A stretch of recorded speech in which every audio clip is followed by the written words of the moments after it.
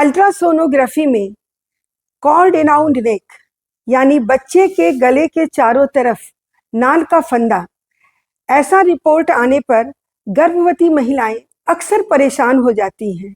Madam, ये कैसे हो गया? मैंने क्या खा लिया? मेरे चलने में, घूमने में, सोने में, सीढ़ी चढ़ने में ऐसी क्या गलती हो गई कि मेरे बच्चे के गले के चारों तरफ नार का फेरा यानी नाल का फंदा लग गया? प्लीज बताइए, क्या मेरी नॉर्मल डिलीवरी हो सकती है या सिर्फ सिजेरियन सेक्शन ही होगा?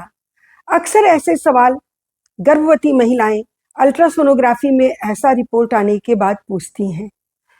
तो सबसे पहले मैं बता दूं कि मैं डॉक्टर मुदिता जायसवाल, ढाका मोतिहारी से स्त्री एवं प्रसूति रोग विशेषज्ञ, इसी सवाल का जवाब देने के लिए आज आप सबों के सामने उपस्थित हुई हूँ। सबसे पहले आप यह जान लें कि कॉर्ड अराउंड नेक अगर हो गया है यानी बच्चे के गर्दन के चारों तरफ नार लिपट गया है, तो इसमें आपकी कोई भी गलती नहीं है। और दूसरी बात, इसमें जरूरी नहीं है कि सिजेरियन सेक्शन ही किया जाए, आपको नॉर्मल डिलीवरी भी हो सकती है। आइए अब मैं आपको बताती हूँ कि नार यानी कॉर्ड है क्या। यह बच्चे के लिए लाइफ लाइन है, यह बच्चे के लिए जीवन दायिनी होता है। नाल की लंबाई नॉर्मली 50 से 60 सेंटीमीटर होती है। इसमें एक आर्टरी और 2 वेन, ये खून की नलियां होती हैं जो बच्चे के नाभि से मां के प्लेसेंटा यानी पुरैन को जोड़ती हैं, और इसके चारों तरफ वाटसन जेली नाम का पदार्थ होता है जो काफी कंप्रेसिबल होता है।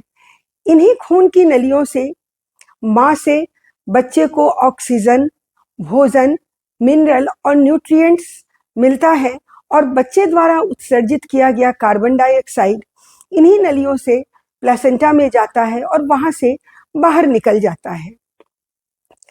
अल्ट्रासोनोग्राफी में हर 3 में से 1 महिला यानी 30 से 40% महिलाओं में कॉर्ड अराउंड नेक यानी बच्चे के गले के चारों तरफ नाल का फंदा, ऐसा रिपोर्ट मिलता है।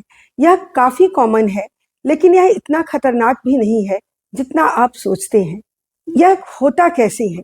बच्चा एमनियोटिक फ्लूइड में उछलता है, कूदता है, तैरता है तथा नार को पकड़कर खेलता भी है, और यह नार भी बिल्कुल आराम से एमनियोटिक फ्लूइड में तैरता है और फ्री रहता है।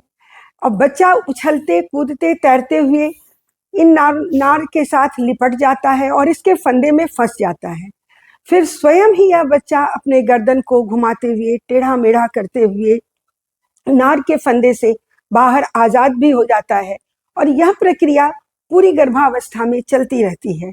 इसलिए अगर एक बार यह रिपोर्ट आ जाए कि कॉर्ड अराउंड नेक है यानी बच्चे के गले के चारों तरफ नार है, तो बहुत ज्यादा परेशान होने की आवश्यकता नहीं है। और परेशान तो तब होना है जब डिलीवरी का समय नजदीक आ गया, यानी आखिरी समय में, और दर्द उठने के बाद अगर अल्ट्रासोनोग्राफी में कॉर्ड अराउंड नेक आता है, तब आपको सतर्क होना है और चिंता की बात है। कॉर्ड अराउंड नेक 1 फेरा भी हो सकता है, 2 फेरा भी हो सकता है, 3 फेरा भी हो सकता है, 4 या 5 फेरा भी हो सकता है। अगर यह टाइट भी हो सकता है या लूज भी हो सकता है।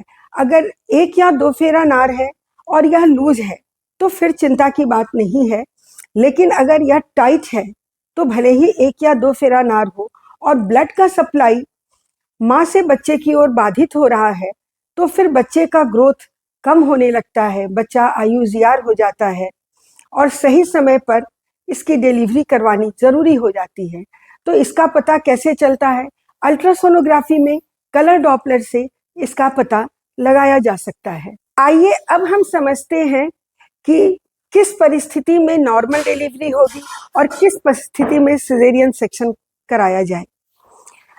जब बच्चे के गर्दन के चारों तरफ जो कॉर्ड है वह ढीला है, वह लूज है, और कलर डॉपलर से देखने के बाद ब्लड फ्लो अच्छा है, उसमें कोई खराबी नजर नहीं आ रही है, और माँ को बहुत अच्छा दर्द हो रहा है, यानी कि गुड यूट्राइन कॉन्ट्रैक्शन है, बच्चा नीचे की तरफ खसक रहा है यानी बर्थ कैनाल में प्रवेश कर रहा है, और माँ के भी बच्चा पैदा करने के जगह पर्याप्त है यानी पेल्विस एडिक्वेट है, तो वैसी स्थिति में नॉर्मल डिलीवरी के लिए ट्राई किया जा सकता है और नॉर्मल डिलीवरी अच्छे से होती है। इसमें बच्चे का सर निकलने के बाद हम लोग कॉर्ड को बच्चे के सर से स्लिप करा देते हैं, और अगर स्लिप कराने में परेशानी हुई तो 2 आर्टरी फॉरसेप्स से उस कॉर्ड को क्लैंप करते हैं और बीच में कट कर देते हैं और जल्दी से कॉर्ड को फ्री करते हैं और बच्चे की डिलीवरी करा ली जाती है। इसमें नॉर्मल डिलीवरी अच्छी तरह से हो जाती है, लेकिन इसमें बहुत ही सतर्क रहने की आवश्यकता है और बहुत फुर्तीला होने की भी ज़रूरत है। अब सवाल यह उठता है कि किन परिस्थितियों में आप सिजेरियन सेक्शन करें।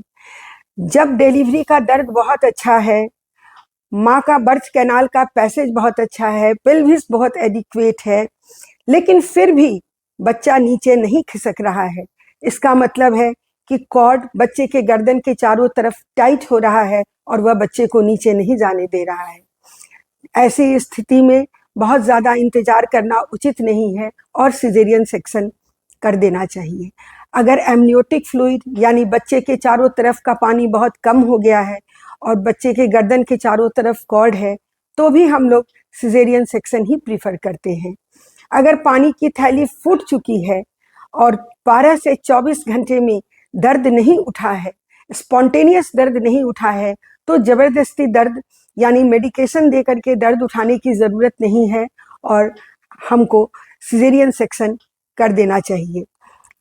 डिलीवरी का दर्द शुरू होने के बाद अगर बच्चे की दिल की धड़कन गड़बड़ा जाए तो फिर नॉर्मल डिलीवरी का इंतज़ार नहीं करना है और सिजेरियन सेक्शन कर देना है। आप कैसे जानेंगे कि दिल की धड़कन गड़बड़ा गई? इसके लिए बड़े बड़े सेंटर्स में कंटिन्यूअस इस हार्ट रेट को मॉनिटर करने के लिए सीटीजी मशीन्स होते हैं। लेकिन अगर आप छोटी जगह में हैं तो और आपके पास ये मशीन नहीं है, तो 5 से 10 मिनट पर आप बच्चे के फीटल हार्ट रेट को बार बार सुनते रहें और दर्द उठने पर फिर आप बच्चे के फीटल हार्ट रेट को सुने। अगर यह धड़कन यही गड़बड़ाती है या बहुत कम नहीं होती है तो आप नॉर्मल के लिए वेट कर सकते हैं, लेकिन अगर यह काफ़ी कम हो जाती है तो फिर आप सिजेरियन के लिए तुरंत तैयारी कर दें। बच्चा अगर उल्टा है, बच्चा अगर तिरछा है, तो भी नॉर्मल डिलीवरी कराने के लिए तो सोचना ही नहीं है, सिजेरियन सेक्शन ही करना चाहिए।